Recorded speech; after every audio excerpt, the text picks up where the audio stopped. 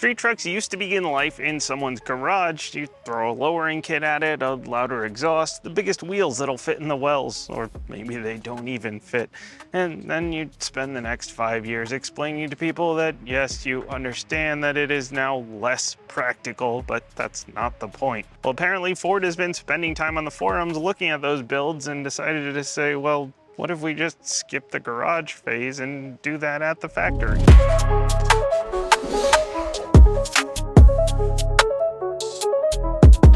Now, the Lobo isn't a new F-150. This is an STX with unique suspension, unique styling, and the V8 engine that you want. If you like what Ford did with the Maverick Lobo, then consider this the bigger, louder, older brother. Ford dropped the rear by a couple of inches here and tuned the suspension for sharper handling, as well as throwing some unique 22-inch glossy black wheels on. They gave it a body kit, dropped in a V8, then they handed me a physical key. The word Lobo translates to wolf in Spanish, but under the hood you have a Coyote. This is a 5-liter Coyote engine. Thankfully, even though they could have gone with an EcoBoost, went with the V8, the naturally aspirated V8 that you want. I mean, this is the engine enthusiasts have been building around for years anyway. Sure, you could have a wall of torque with that turbocharged engine, but this has a lot more character. This isn't a stopwatch truck. Of course, we do still have to talk numbers, and this one makes 400 horsepower and 410 pound-feet of torque, but more importantly, being naturally aspirated, it likes to be wound out, and it sounds wonderful, like a V8 should.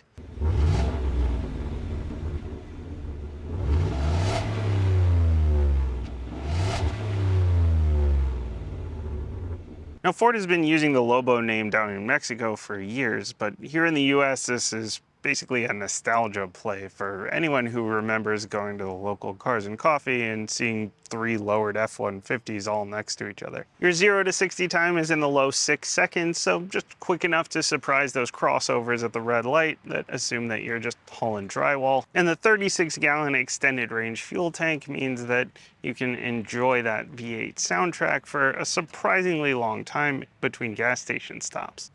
Now, the suspension changes aren't just cosmetic. They do help with the looks clearly, but they also change the way this thing drives. But the aesthetics of it certainly don't hurt. I mean, it looks a lot less like you've been pulling a horse trailer and a lot more like you just pulled out of Cars and Coffee. They bundled the full ground effects package here, adding 22-inch gloss black wheels that are unique to the Lobo, and those are wrapped in an all-season tire. It looks planted, it looks purposeful, it looks like someone already threw 3 paychecks at it and then remembered that it still has to haul a lawnmower. Up front, we have a black grille with a unique lower front bumper and LED accents to help differentiate it from a fleet spec STX. Out back, we have a dual exhaust setup with black tips to hint at those V8 noises. My tester has the $625 spray and bed liner option on it, so despite its street chic looks, it can still haul a load without crying about it. There are some trade-offs back here though. The Lobo only comes in a short bed, the 5.5-foot bed, and your payload capacity drops to 1450, and your towing capacity drops to 7,900, as compared to 2,200 and 12,900 respectively in other V8 F-150s in the lineup. Of note back here are a 120 outlet and a nice easy spot for tapping into the wiring harness for those added accessories. The Oxford white paint job here really helps to complete that stormtrooper look with all the black accents going on. Now, if you actually parked this Lobo next to an SVT Lightning from 20 years ago, that truck would look absolutely tiny, as a reminder of how big full-size trucks have gotten. But with a $62,000 price tag, it's also a reminder that those old work trucks used to be cheap enough that it didn't hurt so much to start cutting into it right away. And this one you might actually want to keep clean in a climate-controlled garage. Sliding inside, I'm reminded, well, of how short I am. Thank goodness for this grab bar here on the driver's side. For some reason, a lot of trucks nowadays don't have one on the driver's side for some reason. Sliding inside, I'm reminded of how nice it is to be in just a simple truck or a simple interior just in general. A lot of times these press cars I get into, it's a massive screen across All your controls are buried in there. There's glossy black plastic everywhere. In here, it's big physical knobs, big physical buttons for your HVAC control, for your transfer case, for all the things that you need. There are cubbies everywhere. Hell, since this is built on the STX, there's even a physical key. Feels delightfully retro. And immediately hearing a naturally aspirated V8. Somewhere in Dearborn, a bean counter was trying to save money, but they accidentally made me like this truck even more. Even the seats are just a simple cloth sport seat. Do have a little bit of bolstering here, manually adjustable, a rubberized steering wheel with nice big buttons laid out very well. Even got a column shifter here. Now there are a couple of screens in here, but they're not these huge in-your-face things, and they are relatively simple to use. There's a lot of information in the cluster, but you can just kind of set it and forget it once you find the settings you want. The infotainment screen, same deal there, and there is wireless Apple CarPlay, wireless Android Auto as well. Plus right up top you still have a physical button to disable that auto start stop that people hate so much. My tester also has the mobile office package, which means you can open this up, throw your laptop down and answer a few emails at the job site, or sit in the Home Depot parking lot and pretend like you're finishing a project. Either way, you do you. With this being a full-size truck, the back seats are just as spacious as the front, and you got a flat floor because it is body on frame. An extra cup holder here in the door. We do have vents back here and a 120. There's some USB-Cs, nice big cup holders. It is very comfortable back here. Now there is no extra space underneath the floor. You can fold these up or down, but you don't get any storage under there, unfortunately. Out on the road, you expect an F-150 to drive like an F-150, big, relaxed, slightly nautical. Does it still feel like a truck?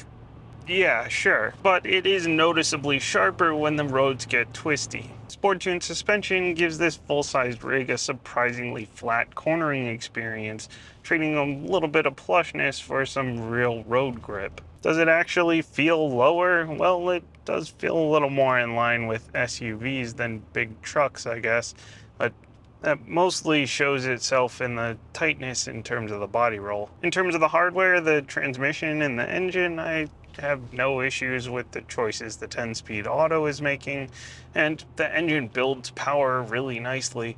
Now it does definitely feel like a truck.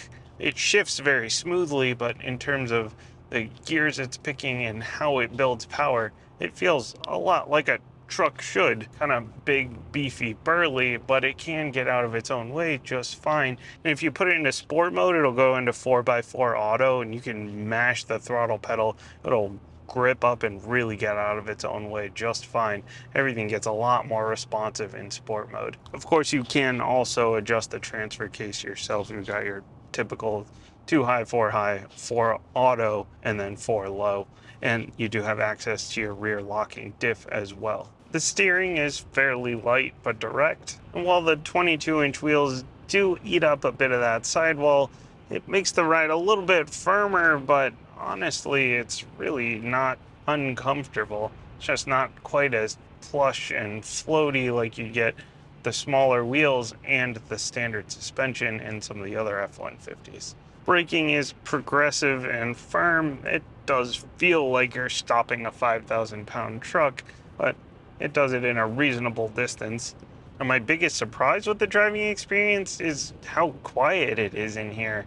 I know it is a $62,000 truck, but we are still, again, in the STX trim, which is only the second trim up here, and the level of sound deadening is definitely surpassing what I expected by quite a big margin. But of course, the best part of the driving experience is still the sound that you do hear. You're coming out of a corner and you nail the throttle, you feel and hear that V8 roar.